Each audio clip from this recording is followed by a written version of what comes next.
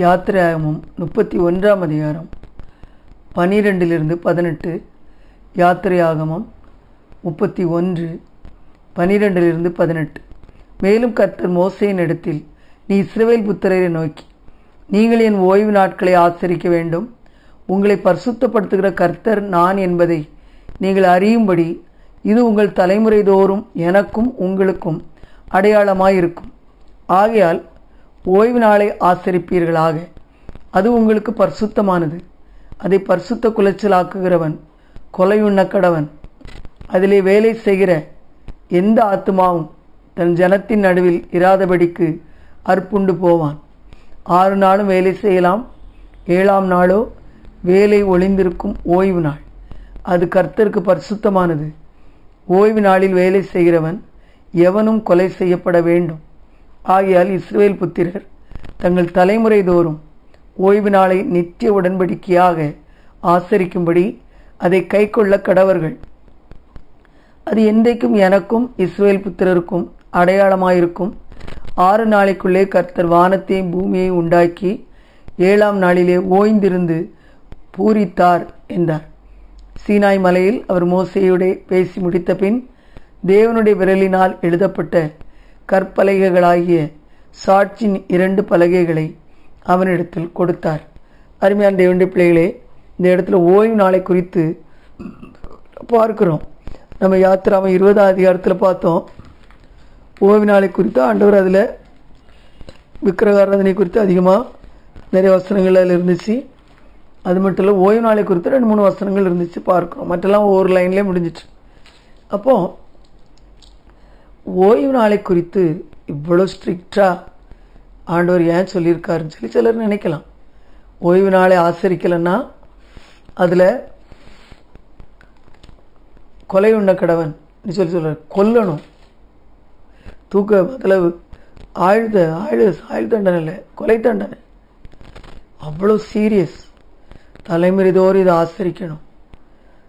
ஏன் இவ்வளோ ஸ்ட்ரிக்டாக அது இருக்குது? அருமையான தேவனுடைய ஆண்டவர் ஒரு பக்கம் நம்ம பார்த்தா, இப்போ நம்ம 10 கற்பனைகளுக்குள்ளே நம்ம இல்லை, நியாயப்பிரமாணத்துக்குள்ளே நம்ம இல்லை. கற்பனைகளுக்குள்ளே இல்லை, நியாயப்பிரமாணத்துக்குள்ளே நம்ம இல்லை. கிறிஸ்து நியாயப்பிரமாணத்துக்கு முடிவாக இருக்கிறாரு. நியாயப்பிரமாணம் முடிஞ்சிச்சு. இப்போ நம்ம கிருபையின் காலத்துக்குள்ளே இருக்கோம். கிருபைக்கு கீழ்பட்டுருக்கிறோம், நியாயப்பிரமாணத்துக்கு கீழ்பட்டுருக்கல. அதில் இப்போ இன்றைக்கும் சனிக்கிழமை சபைன்னு ஒன்று இருக்குது. அவங்க இதை பிடிச்சு வச்சுக்கிட்டு இருக்கிறாங்க. ஓய்வு நாளை ஆசரிக்கிறது அவங்களுக்கு மெயின். சனிக்கிழமை ஓய்வு நாள், சனிக்கிழமை ஓய்வு நாள், ஞாயிற்றுக்கிழமை ஓய்வு நாள். அந்த அவங்க சனிக்கிழமை தான் ஓய்வு நாள், ஞாயிற்றுக்கிழமெல்லாம் ஓய்வு நாள் இல்லை அப்படின்னு அதை பிடிச்சி வச்சுக்கிட்டு ஓய்வு நாளில் எக்ஸாம்ஸ் வந்தப்போ எழுத மாட்டாங்க. பயங்கரமான ஒரு ரிலீஜியஸ் ஸ்பிரிட். இப்போ நம்ம நியாயப்பிரமாணத்துக்குள்ளே நம்ம இப்போது 7 நாளில் ஒரு நாள் நம்ம கண்டிப்பாக அதை நம்ம ஆசரிக்கலைன்னா அவ்வளோதான், நம்ம கொலை தான் அப்படின்னு சொல்லி கிடையாது. நம்ம இப்போது கிருபையின் காலத்துக்குள்ளே இருக்கோம். ஆனாலும் வாரத்தில் ஒரு நாள் நம்ம ஆராதிக்கிறோம். ஞாயிற்றுக்கிழமையே ஆண்டவர் ஆராதிக்கிறோம். ஒரு லீவ் கொடுத்துருக்கு கவர்மெண்ட்டு. பிரிட்டிஷ் காலத்திலேருந்து அவங்க ஞாயிற்றுக்கிழமை லீவ் கொடுத்துருக்காங்க. அது நம்ம நிறைய பேருக்கு லீவ் இருக்குது, ஆராதிக்கிறோம். இப்போ ப்ரைவேட் கம்பெனியில் வேலை பார்க்குறவங்களுக்கெல்லாம் ஒரு ஞாயிற்றுக்கிழமை ஆஃப் இல்லைன்னு வைங்க, என்ன பண்ணுவாங்க? வீக்லி மீட்டிங்ஸ் வராங்க. எங்கள் சபையிலலாம் சிலர் ஞாயிற்றுக்கிழமை லீவுக்கு இல்லைன்னா வீக்லி புதன்கிழமை பைபிள் ஸ்டடி அல்லது வியாழக்கிழமை பைபிள் ஸ்டடி, ஏதாவது ப்ரேயர் இடையில இருக்கும், அதுக்கு வருவாங்க. ஆண்டவர் ஆராதிச்சுட்டு போவாங்க. அது நம்ம பொதுவாக ஓய்வு நாளை குறித்த இப்போ புதிய உடன்படிக்கையில் நம்ம சனிக்கிழமை ஓய்வு நாட்கள் ஆசரிக்கிற மாதிரி நம்ம ஆசரிக்க வேண்டியது அவசியம் இல்லை. வெள்ளிக்கிழமை முஸ்லீம் நாடுகளில் வெள்ளிக்கிழமை லீவு. வெள்ளிக்கிழமை தான் அவங்க ஓய்ந்திருக்கிறாங்க, ஆண்டவரவே ஆராதிக்கிறாங்க. ஆனால் அந்த ஓய்வு நாள் ஆண்டு சொல், நான் உங்களை பரிசுத்தமாக்குகிற கர்த்தர் என்று சொல்லி எனக்கும் உங்களுக்கும் அடையாளமாக ஓய்வு நாளை நீங்கள் ஆசரிக்கணும்னு சொல்கிறார். அருமையான தேவனுடைய பிள்ளைகளே, ஓய்வு நாள் எதை குறிக்குன்னா, நம்ம முயற்சிகளால் நம்ம நம்ம நீதியை சுதந்திரிக்கிறதுக்கு, பரிசுத்தமாக ஆகிறதுக்கு பழைய ஏற்பாட்டில் நியாயப்பிரமாணத்துக்குள்ளாக நம்ம எல்லா கிரியையும் செய்யணும். ஆண்டவர் மோசே மூலமாக என்னெல்லாம் கட்டளை கொடுத்துருக்குறாரோ எல்லாத்தையும் செய்யணும். செய்யலைன்னா, வெளிப்பிரகாரமாக அந்த கட்டளைகளை செய்யலைன்னா நம்ம பாவம் செய்கிறோம். மீறுகிறவர்கள் சொல்லி நம்ம ஆட்டுக்குட்டி மாடு அப்படி அவங்க என்ன செய்தாங்க, புறா இதெல்லாம் பலி செலுத்தினாங்க. அந்த கிரியை வெளிப்படையான அவங்க கிரியை செய்யணும், முயற்சி எடுக்கணும். என்னென்னலாம் லாஸ் இருக்கோ அதை நல்லா பாராமல் படித்து வைக்கணும். லாஸ் அவங்க சொல்லிக் கொடுப்பாங்களா இருக்கும், அந்த மோசையை கற்பனையை சொல்லிக் கொடுக்குறவங்க. அப்போது அதை அவங்க வெளிப்படையாக அவங்க செய்தாங்க. யூதர்கள் ஆண்டவர் ஜெப ஆலயம், தேவாலயம் கிறிஸ்துவுக்கு பின் 70வது ஆண்டு அது தீக்கொளுத்தி போடப்படுகிற வரை இதெல்லாம் செய்தாங்க. அதுக்கு பிறகு இப்போ இதுவரை அவங்களுக்கு எருசலேம் தேவாலயம் இல்லை. அதில் அது இருக்கிற இடத்துல ஒரு மசூதி இருக்குது. இதுவரை அவங்க செய்ய முடியாமல் இருக்கிறாங்க. ஆனால் அதெல்லாம் வெளிப்படையாக செய்யணும். ஆனால் இப்போ புதிய உடன்படிக்கையில் அப்படி கிடையாது. ஆண்டவர் நம்மை பரிசுத்தப்படுத்துகிற கர்த்தர். நான் அன்றைக்கே சொன்னேன், let us labour to rest. இங்கிலீஷில் போட்டிருக்கு, let us labour to rest. எந்த அளவுக்கு விசுவாசத்தினால் வருகிற நீதியை நம்பி ஆண்டவர் என்ன பரிசுத்தமாக்குகிற கர்த்தர், ஆண்டவர் என்னை நீதிமானாக்கியிருக்கிறார், ஆண்டவர் என்ன எனக்காக தன்னுடைய குமாரனை அனுப்பி இந்த கிரியை செய்து முடிச்சிருக்கிறார். சிலுவையில் உள்ள நம்பிக்கை, சிலுவை பற்றிய விசுவாசம், சிலுவையில் ஆண்டவர் எனக்கு எல்லாம் செய்து முடிச்சிட்டார். நான் பரலோகத்துக்கு போகணுன்னா நான் சில கிரியைகளை செய்து பரலோகத்தை நான் ஏர்ன் பண்ண முடியாது. பரலோகத்துக்கு டிக்கெட்டை ஏர்ன் பண்ண முடியாது. பிதாவின் சமூகத்துக்கு நான் போகிறதுக்கு நான் சில கிரியைகளை செய்யணும். 40 நாள் உபவாசம் இருக்கணும், நான் இப்படி தான் போடணும் ட்ரெஸ்ஸு, நான் அப்படி தான் பண்ணணும், இதை ஆசரிக்கணும், அதை ஆசரிக்கணும், அப்போ தான் நான் பிதாவுடைய சமூகத்தில் போக முடியும்.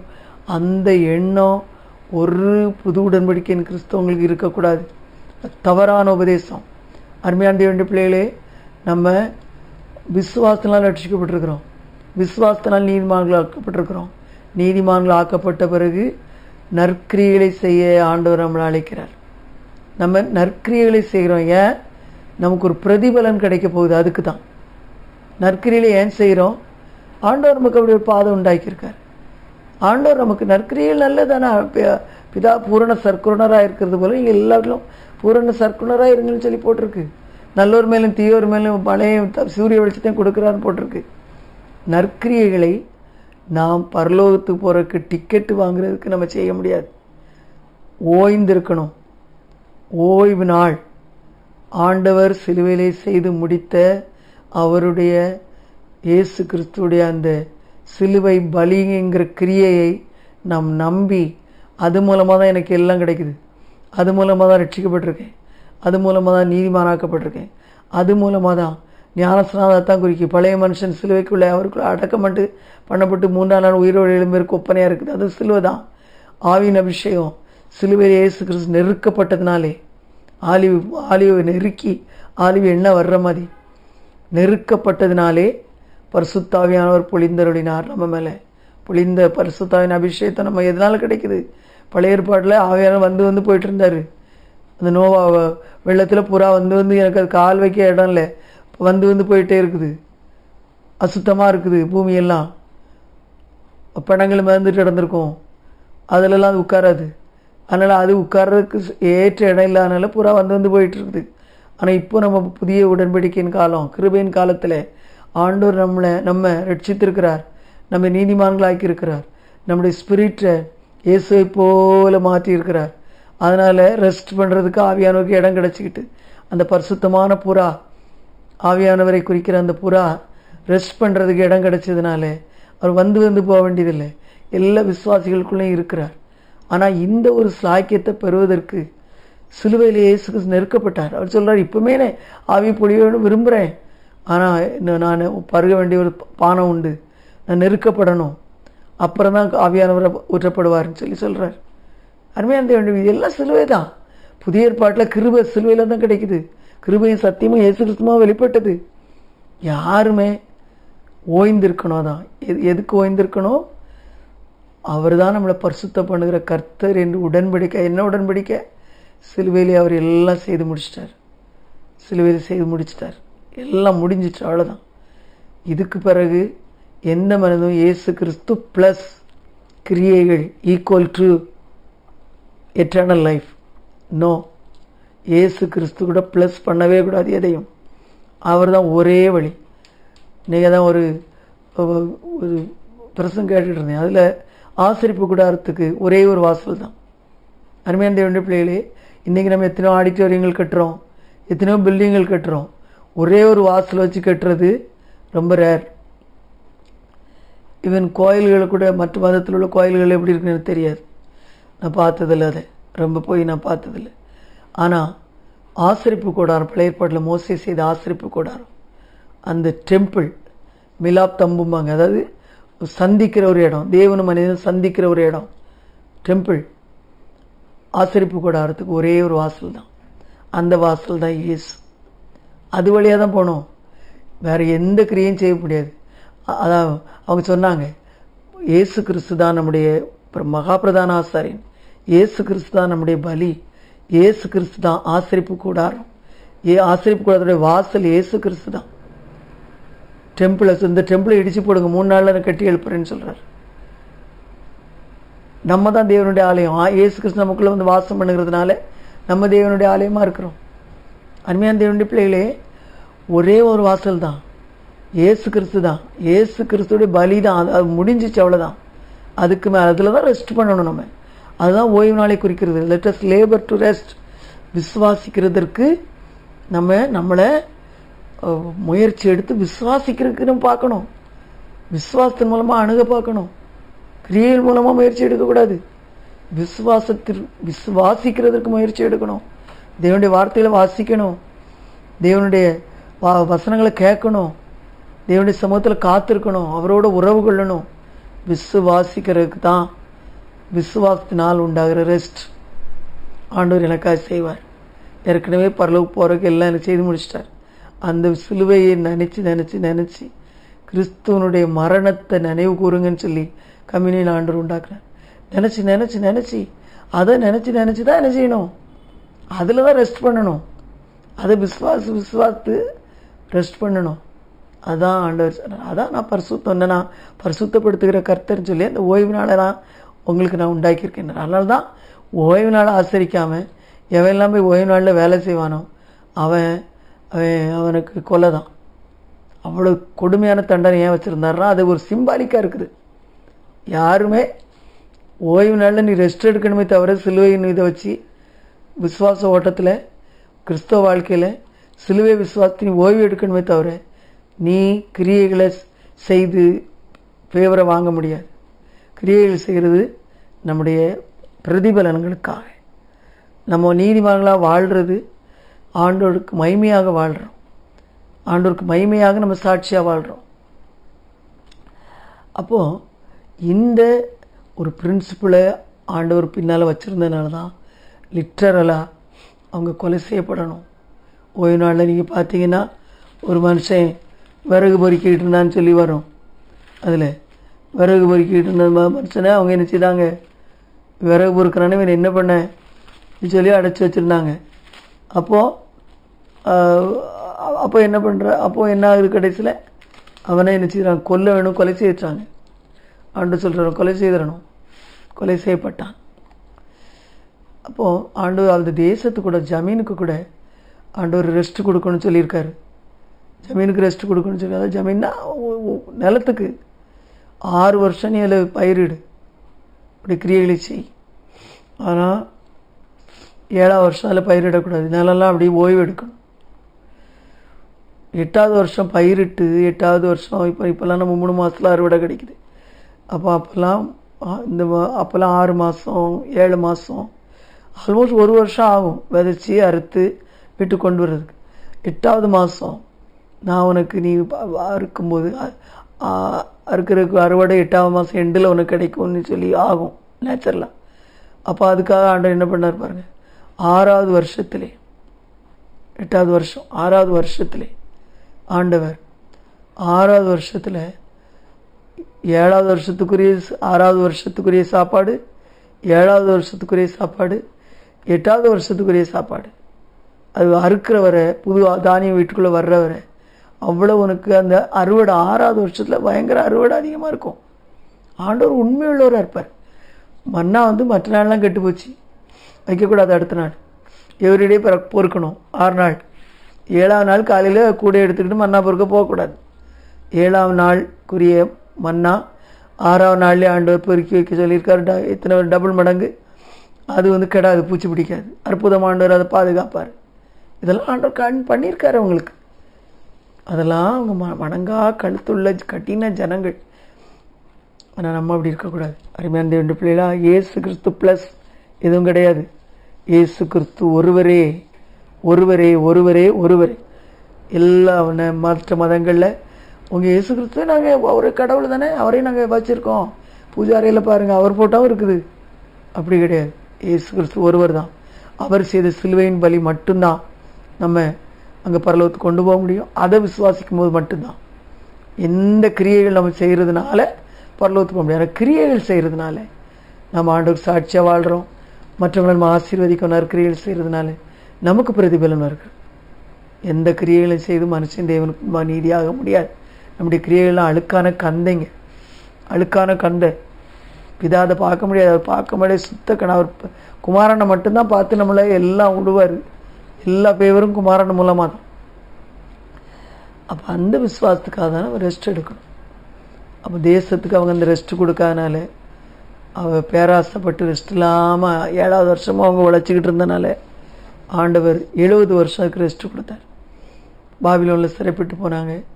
70 வருஷம் அந்த தேசம் ரம்மியமாய் தன் ஓய்வு நாள், மனோரம்மியமாய் தன் ஓய்வு நாட்கள் ரெஸ்ட் எடுக்கும், ஓய்வு எடுக்கும்னு சொல்லி சொன்னார். 70 வருஷம் இஸ்ரேல் தேசத்தில் பயிரிடப்படலை, அப்படியே கிடக்கு. ரெஸ்ட்டு, நல்ல ரெஸ்ட். எல்லா வயல்களுக்கும் ரெஸ்ட்டு, எல்லா ஒலிவ மரம், அத்திப்பழ மரம், என்னென்னலாம் அவங்க சாப்பிடுவாங்க எல்லாம் ரெஸ்ட். மரங்களுக்கு ரெஸ்ட்டு.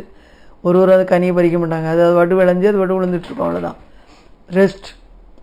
70 வருஷம் அப்படியே பாழாய் கிடந்துச்சு அந்த இஸ்ரேல் தேசம். அருமையான தேவனுடைய பிள்ளைகளே, நம்முடைய வாழ்க்கையில் இப்போ எத்தனை பேர் அப்படியே கோயிலுக்கு போக நேரம் இல்லாமல் ஞாயிற்றுக்கிழமை ஒரு நாள் கூட ஆண்டவருக்காக கொடுக்க நேரம் இல்லை. இந்த நாட்களில் பிள்ளைகள் பயங்கர அச்சீவ் பண்ணணும், பயங்கர அச்சீவ்மெண்ட், சக்ஸஸ் ஓரியன்டாக இருக்குது.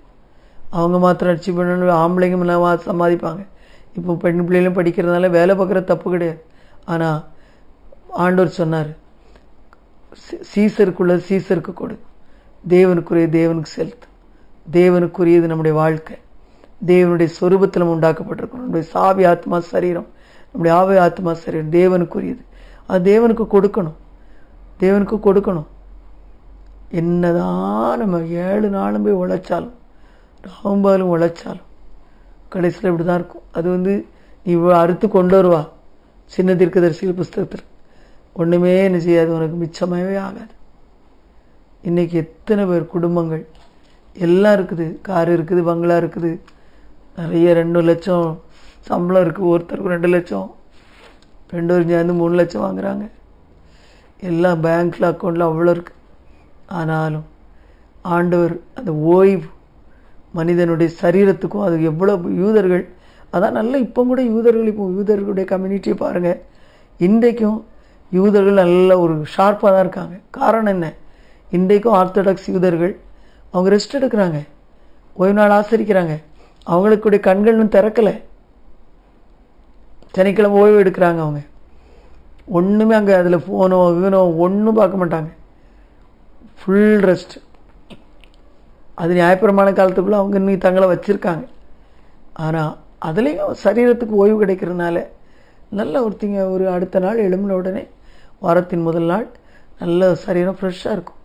ஆனால் அதெல்லாம் மனிதர்கள் மறந்து கம்யூனிசம் எதுக்கு ரெஸ்ட்டு, 2 நாள் எதுக்கு லீவு, எதுக்கு ஞாயிற்றுக்கிழமை லீவு, கடந்து சாகுங்க, வேலை செய்து சாகுங்க. நீ பிசாசு மனிதர்களை கம்யூனிச கண்ட்ரீஸில் அவங்க என்ன கண்டாங்க, பெரிய பெரிய டெக்னாலஜி உண்டாக்கியிருக்காங்க, அவ்வளோதான்.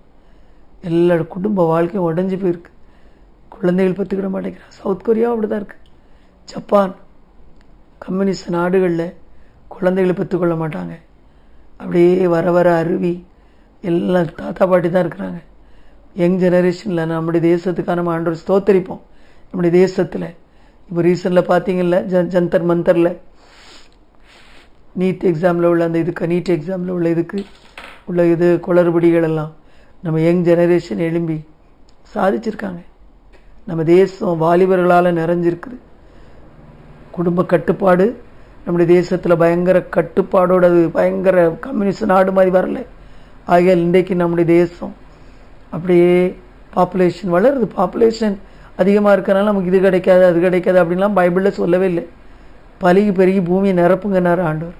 அதான் ஆண்டவர் தருவார். எல்லாம் நமக்கு அந்த கிரீடு, பயங்கரமான ஒரு பேராசை தான் மனிதனை அப்படியே ஒரு கம்யூனிஸ்டுக்கு நேராக நடத்தும். ஆனால் ஆண்டவருடைய வழி கம்யூனிஸ்டும் கிடையாது. ரெஸ்ட் எடுக்கணும், ரிலாக்ஸ் பண்ணணும், ஆண்டவருக்கு கொடுக்க வேண்டிய நேரத்தை ஆண்டவருக்கு கொடுக்கணும், குடும்பத்தில் பிள்ளைகளுக்கு கொடுக்க வேண்டிய நேரத்தை பிள்ளைகளுக்கு கொடுக்கணும். பிள்ளைகளுக்கு நீங்கள் கோடி கோடி சேர்த்து வைத்தாலும் பிள்ளைகள் கடைசியில் வளரும் பொழுது நீங்கள் அவர்களுக்கு நேரம் கொடுத்து அவங்களோட ஒரு நேரம் செலவழிக்காமல் இருந்தால் அது பெரிய அவங்களுக்கு ஒரு இம்பேலன்ஸை கொண்டு வரும். சோலில் இம்பேலன்ஸை கொண்டு வரும். எவ்வளோதான் இருந்தாலும் திருப்தி இருக்காது. பல டிஸார்டர்ஸ் வரும். நம்ம யாரும் ஆண்டோருக்கு மேலே கிடையாது. ஆண்டோர் ஓய்வு நாட்களை ஆசிரிக்க சொல்லியிருக்காரு. அதாவது அது ஒரு ஃபிசிக்கலேயே நான் சொல்கிறேன் ஆஸ்பெக்டே. ஸ்பிரிச்சுவலாகவும் நான் சொன்னேன் உங்களுக்கு எப்படி நம்ம ரெஸ்ட் எடுக்கணும். சிலுவையினுடைய அந்த சிலுவையில் செய்யப்பட்ட காரியத்தை முழுதும் விசுவாசத்தை ரெஸ்ட் எடுக்கணும். கர்த்தர் அந்த வார்த்தைகள் மூலமாக அவங்களை ஆசீர்வதிப்பாராக. ஆமென்.